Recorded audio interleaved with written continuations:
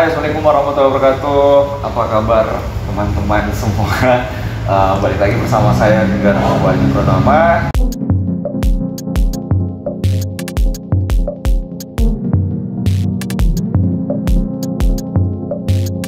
Di konten hari ini saya akan mengisi pembahasan yang sangat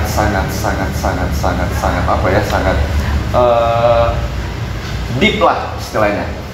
Dan teman-teman, hari ini kita kembali ngonten ya di podcast Bincang Ruang Tengah, dan akan ditemani dengan salah satu narasumber yang wow lah pokoknya, karena hari ini adalah spesial Hari Perempuan Sedunia. Oke, tidak usah lama-lama, kita akan sapa kawan kita yang ada di samping yang akan menjadi bicara kita pada sore hari ini. Assalamualaikum warahmatullahi wabarakatuh. Apa kabar? Bagaimana kabar? Baik. Di samping saya ini adalah perempuan yang banyak beraktivitas di dunia digital ya, mungkin ya. Bisa dibilang gitu. Bisa dibilang gitu. Kalau gitu kenalan dong sama teman-teman kita nih. Silakan. Nama, latar belakang gitu. Halo, perkenalkan nama saya, nama lengkap ya, Andi Siti Nasma, biasa disapa Nasma. Terus sekarang pendidikan apa pendidikannya? Pendidikan S1 Bahasa Inggris. Pendidikan bahasa Inggris. Masih kuliah atau sudah selesai? Alhamdulillah. Ternyata guys sudah sarjana guys, tinggal tunggu dilamar guys. Kesibukan setelah kuliah ini apa nih? Kesibukan sekarang ngajar. Terus buat konten juga YouTube. Ada mau disampaikan nggak buat konten YouTube-nya sama teman-teman Bincang Ruang Tengah? Boleh di subscribe. Hati channel. Nanti di bawah linknya. Nanti kita gabung lah ya. Oke, Kakak Nasma, hari ini kan Hari Perempuan nih. Jadi Linggar pengen ngomong-ngomong tentang perempuan, boleh kan? Jadi Nasma ini mewakili perempuan yang ada di dunia ini yang tampil di konten Bincang Ruang Tengah. Kakak Nasma, berbicara tentang perempuan itu kenapa selalu menjadi gender kedua di muka bumi ini? Pertanyaan sulit ya. Menurut Kakak Nasma gimana? Mungkin karena sejarah-sejarahnya yang perempuan ditindas, bahkan di sejarah di kisah-kisah Nabi pun perempuan ada yang perempuan itu kasta terendah sekali gitu. Kasta terendah untuk istri saya, semoga dia tidak terendah ya. Ya maksudnya kan banyak sejarah perempuan itu hanya di rumah, tidak boleh keluar untuk mengenyam pendidikan. Dulu kan. Jadi perempuan itu hanya mengurus anak, mengurus suami, dan mengurus rumah gitu. Tetapi seiring perkembangan zaman di Kakak Nasma, sekarang kita beranggapan bahwa perempuan juga sebenarnya adalah gender yang mempunyai kemampuan satu. Terus kedua adalah dari segi hak asasi manusia, perempuan laki-laki itu sebenarnya equal ya. Kalau di zaman sekarang kita sudah setara, perempuan kerja, laki-laki juga kerja. Nah, seperti yang Kakak Nasma bilang kan, bahwa memang di zaman modern ini perempuan itu adalah salah satu tidak memungkinkan bahwa perempuan itu juga jadi pemimpin. Nah, menurut Kakak Nasma, secara kodrat ya, kita di luar konteks keagamaan. Secara kodrat, apakah bisa memang perempuan di-equal atau disetarakan dengan gender pria? Dari seiring filosofi Kakak Nasma yang disampaikan sama Kakak Nasma tadi. Kalau menurut aku sih masing-masing punya kelebihan dan kekurangan masing-masing. Kalau laki-laki kelebihannya mungkin di tenaga gitu ya. Kalau perempuan kan lebih ke perasaan gitu. Berarti logic and feeling ya. Istilahnya laki-laki dia lebih kepada logical thing dan perempuan itu lebih kepada feeling. Tetapi maksudnya untuk yang tadi saya tanyakan ke Kak Nasma, equal antara perempuan dan laki-laki itu apakah di zaman yang sekarang itu bisa disetarakan? Karena kan ada hak asasi manusia nih. Nah itu yang pengen saya tanyain ke Kakak Nasma, menurut Kakak Nasma. Kalau sepemahaman aku sih yang equal itu adalah kita punya hak, sama-sama punya hak untuk mengenyam pendidikan. Oh iya, dari konteks edukasi dan konteks pendidikan. Nice. Kemudian kerja. Ya, perempuan juga bisa loh, bisa kerja juga, bisa memimpin perusahaan dan sebagainya. Ya, perempuan bisa jadi leader. Iya, perempuan juga bisa jadi leader. Dan apalagi ya, itu sih kita juga punya kesempatan seperti laki-laki. Begitu. Tapi kalau saya ini pengen ketawa nih ya. Tapi satu pertanyaan saya yang harus Kakak Nasma jawab. Dalam satu hubungan kenapa perempuan harus selalu dimengerti? Mungkin karena kita perasa ya. Iya, maksudnya dia laki-laki lu punya perasaan. Iya, kayak gini Kak. Apa ya? Kita tuh lebih mengutamakan perasaan gitu. Dan kadang kita susah untuk berpikir jernih tanpa harus ada tanpanya dong. Maksudnya tidak berpikir jernih karena perasaannya itu. Ya. Dan jadi harus ngerti dong. Banyak hal yang susah kita ungkapkan gitu, dalam kata-kata. Perasaan itu susah diungkapkan dalam bentuk kata-kata. Perempuan ya. Jadi tema kita ini memang perempuan guys hari ini. Saya memang banyak sekali pertanyaan saya tentang perempuan yang harus Kakak Nasma jawab. Ini salah satunya tadi tuh, kenapa perempuan harus dimengerti. Jadi ini bocah. Jadi teman-teman semua, kalau ada yang selalu bertanya kenapa laki-laki selalu salah dan perempuan selalu benar, nah itu tadi jawabannya bahwa memang perempuan dia punya apa ya, punya karakter yang memang lebih kepada feeling ya. Kadang kemudian, kadang mutan, kadang istilahnya perempuan itu selalu menganggap bahwa dirinya yang harus diutamakan dibandingkan yang lain ya, gitu ya? Enggak juga sih, mungkin tergantung perempuannya ya, nggak harus diutamakan juga sih. Justru itu dia karena sebenarnya problem kita nih, karena terlalu banyak sih sebenarnya apa ya, kalau pembahasan tentang perempuan ya, saya juga sebenarnya nggak terlalu mengerti dengan perempuan, karena saya terkadang biasanya kalau di rumah karena saya pulang malam, terus istri itu selalu cuek gitu kan, bukan cuek sih, maksudnya dalam pikirannya dia selalu bertanya, nah ngapain sih sudah beristri gitu kan, selalu pulang malam, kenapa nggak nemenin kita gitu. Saya juga biasa bingung kan, harusnya ngomong dong, jangan ngomong, kalau nggak ngomong saya juga nggak tahu kan. Nah ternyata jawabannya sudah dikasih oleh Kakak Nasma. Nah lanjut nih Kakak Nasma tentang perempuan, at least bahwa di zaman modern sekarang itu perempuan itu salah satu, kalau saya ngomongnya spesies ya bahasa kasarnya ya, karena saya laki-laki juga spesies, tapi kalau bahasa Indonesia gender kan. Gender perempuan itu menjadi salah satu hal yang harus dilindungi. Pertanyaan saya, kenapa perempuan harus selalu diutamakan dalam segala aspek, dalam aspek hubungan, dalam aspek dalam aspek kehidupan, mungkin pergaulan, ladies first contohnya kayak gitu. Contoh kalau kita mau masuk, utamain perempuan dong daripada laki-laki ya gitu. Kalau menurut aku sih lebih ke apa ya? Itu sih lebih ke tata krama sih kalau yang tata krama. Kalau papa masih mau ini diminum dulu. Ini spesialnya dari RK guys. Ini green tea ada di RK House. Tempatnya di depan kampus IP ya. Menurut saya pribadi tidak harus diutamakan sih, tapi setidaknya ada komunikasi. Misal si cowok mau kemana gitu yang ngomong. Kita tuh senang bentuk-bentuk perhatian yang hari ini ngapain aja, misalnya pulang kampus atau pulang kerja, gimana kerjanya, kayak gitu itu sih yang apa ya, perhatian kecil tapi bermakna gitu. Berarti ya oke lah, perempuan adalah salah satu gender yang lebih mengutamakan feeling. Oke, satu dalam hubungan. Terus apa lagi? Kalau dalam hal yang tata krama itu, sebenarnya sebenarnya saya juga bingung sih itu dari mana awalnya, kenapa yang istilah ladies first itu harus perempuannya duluan. Mungkin ini ya, misal ada orang tua dulu, mungkin ya kita dahulukan orang tua dulu gitu. Misal di supermarket atau apa membuka pintu, kita dahulukan orang tua dulu kali ya kalau menurut aku.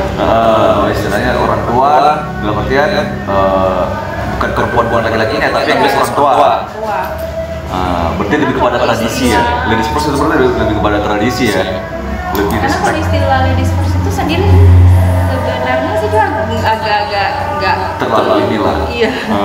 Karena kalau cowoknya yang duluan ya duluan aja. Kalau menurut saya ya. Right, tentang perempuan di hari perempuan ini, menurut Kakak Nasma apa sih sebenarnya pesan-pesan buat perempuan yang ada di luar sana lah? Menurut Kakak Nasma apa yang harus kita perbaiki gitu tentang gender kita? Seperti kan kita ketahui kan, kalau dari ngebahas masalah histori kan, di Indonesia kan kita tahu siapa istilahnya perempuan pejuang. Satu, Era Kartini kan. Era Kartini adalah salah satu perempuan Indonesia yang memberikan dampak besar perubahan untuk gender perempuan di negara Republik Indonesia. Sampai-sampai di Indonesia itu sendiri ada Hari Kartini. Nah, dan berlanjutlah sampai sekarang, sampai juga Hari Perempuan itu diabadikan pada tanggal 8 Maret ini dinobatkan sebagai Hari Perempuan. Saking spesialnya, perempuan itu dibikinin hari, laki-laki tidak ada. Tidak ada hari laki-laki sedunia kan? Yang ada tuh Hari Perempuan sedunia.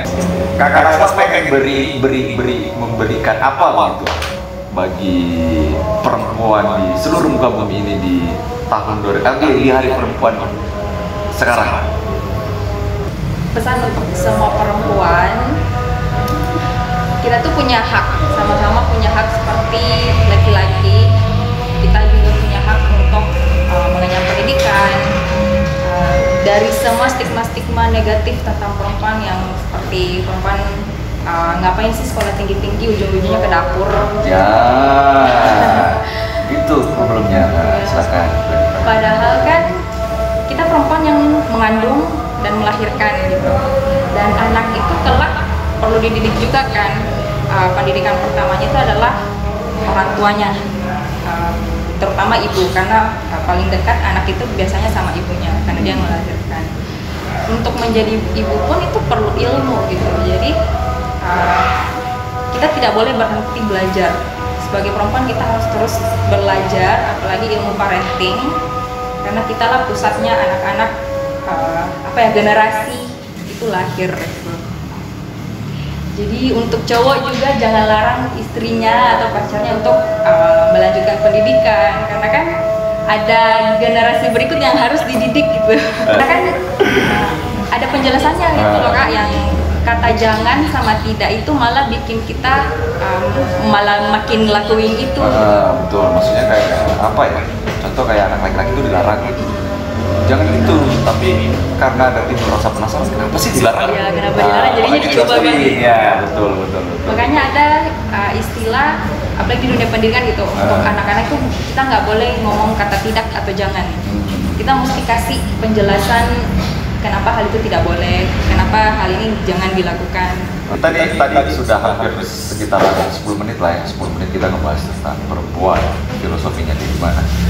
Kenapa sekarang di zaman yang sekarang banyak aktivis, banyak orang yang mengatakan bahwa perempuan itu lebih bagus daripada pria? Apakah Anda sepakat dengan hal itu? Tidak. Kenapa? Karena kan masing-masing punya kelebihan sama kekurangan kan. Gitu. Karena kan ada hal yang ya memang perempuan tidak bisa mengambil ranah itu ranahnya cowok. Ada juga ranah di mana yaitu ranahnya cewek, cowok tidak bisa masuk di situ. Misalnya jadi imam kalau untuk Islam gitu. Yang jadi imam ya memang cowok gitu. Cewek nggak bisa jadi imam. Kita memang jadinya makmum. Kayak misalnya itu. Apalagi ya yang untuk cewek yang menyusui, cowok kan nggak bisa menyusui. Tadi kan Kakak Nasma sudah bilang pesan kepada seluruh perempuan di pertengahan tadi ya, bahwa perempuan itu kita mempunyai hak pendidikan yang sama. Menurut Kakak Nasma sendiri, di zaman modern sekarang, apa problem utama seorang perempuan? Mungkin lebih ke ini ya, apa sih? Walaupun memang sudah ada di mana-mana aktivis yang menyuarakan kesetaraan gender, tapi balik lagi masih banyak sekali orang-orang yang kayak, apalagi kayak orang-orang tua ya, mohon maaf, udah usah sekolah nikah aja gitu. Tapi kan pada saat akhirnya kan kayak gitu kan sama. Iya, tapi kan orang menikah juga butuh ilmu gitu di dalamnya. Untuk membangun rumah tangga yang baik itu juga butuh ilmu kan. Menjadi kepala keluarga bagaimana, menjadi makmum juga kita sebagai istri baiknya seperti apa gitu. Tapi semua butuh ilmu, mendidik anak pun juga butuh ilmu. Betul, wajib kalau parenting ya, punya anak memang harus benar-benar belajar.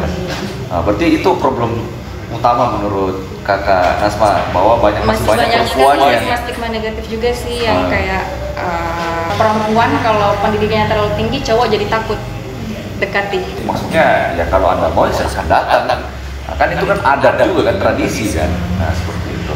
Berarti problem utama menurut Kakak Nasma terkhusus untuk perempuan yang sekarang adalah masih banyak yang tidak pengen lanjutin pendidikan tinggi-tinggi dan lebih banyak mengikuti arahan dari orang tua. Ya, contoh tamat SMA, udah nikah aja kalau ada yang mau gitu. Padahal seharusnya lanjutin dulu pendidikan.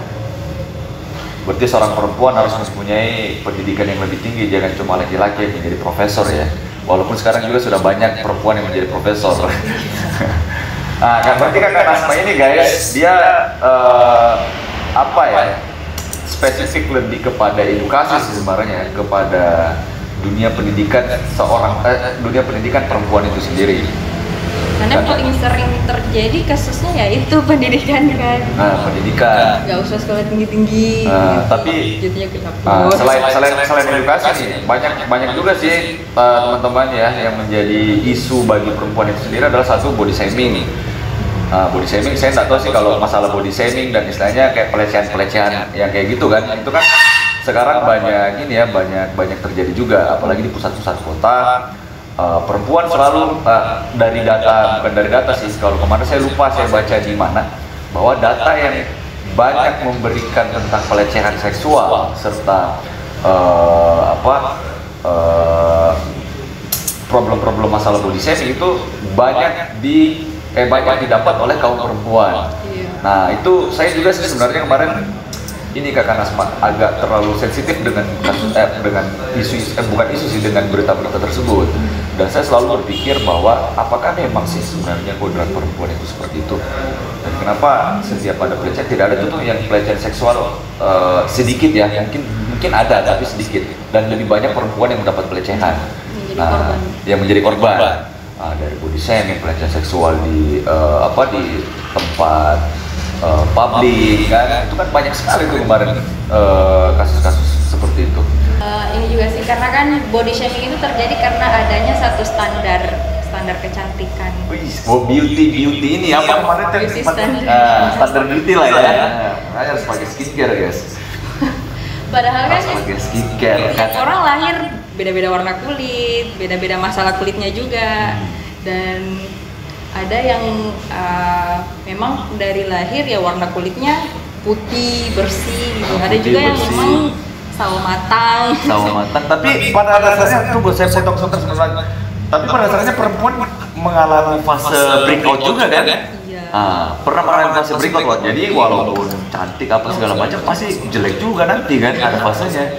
Ada fase fase jelek lah kalau menurut saya, karena laki-laki juga begitu. Laki-laki juga begitu guys. Pelecehan seksual menurut Kak Nasma itu sendiri, apa sih seharusnya yang dilakukan oleh kaum perempuan untuk menghindari hal-hal seperti itu? Mungkin kalau kemana-mana harus ada yang temenin kali ya. Oh iya. Jangan keluar sendiri. Yeah. Karena pelecehan seksual itu tidak memandang dia pakaiannya terbuka atau tertutup. Dua-duanya bisa kena gitu. Berarti kapan ada timing yang bisa digunakan oleh pelaku, maka dilakukan. Iya. Hati-hati guys, betulan nih, ini benar-benar isu yang sangat krusial sebenarnya untuk perempuan-perempuan semua.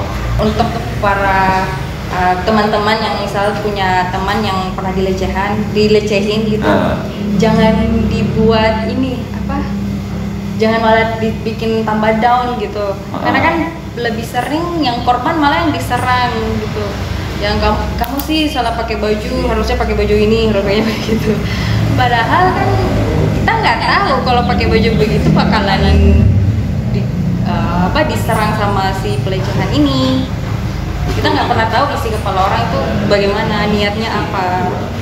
Sebagai teman ya kita encourage dia lah, kita semangatin, jangan malah dibikin down. Pendidikan kenapa perempuan harus mempunyai pendidikan ya, minimal pendidikan sesuai standar, karena ya itu tadi seperti dikatakan oleh Kakak Nasma guys, bahwa perempuan itu perlu juga belajar untuk untuk kehidupan jangka panjangnya dia juga. Terus yang kedua, masalah isu-isu krusial tentang equal. Jadi equal menurut Kak Nasma nih guys, kita semua itu mempunyai hak yang sama.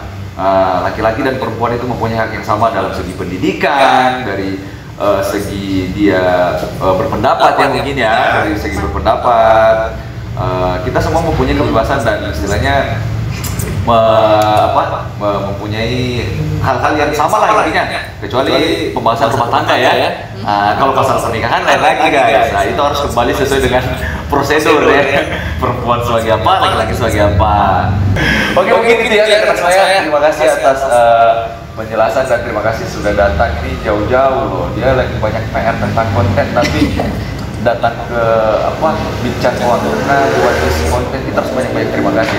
Nanti kita akan collab bareng lagi dengan Kakak Nasma, mungkin di konten yang berbeda ya, mungkin dengan isi yang berbeda juga, dan mungkin dengan visual yang berbeda juga mungkin. Nah, dan kita harus banyak-banyak terima kasih dengan Kakak Nasma. Oke? Guys, sampai jumpa kembali dan terima kasih Kak Nasma atas waktu. Terima kasih sudah berbicara tentang perempuan. Bye. Assalamualaikum warahmatullahi wabarakatuh.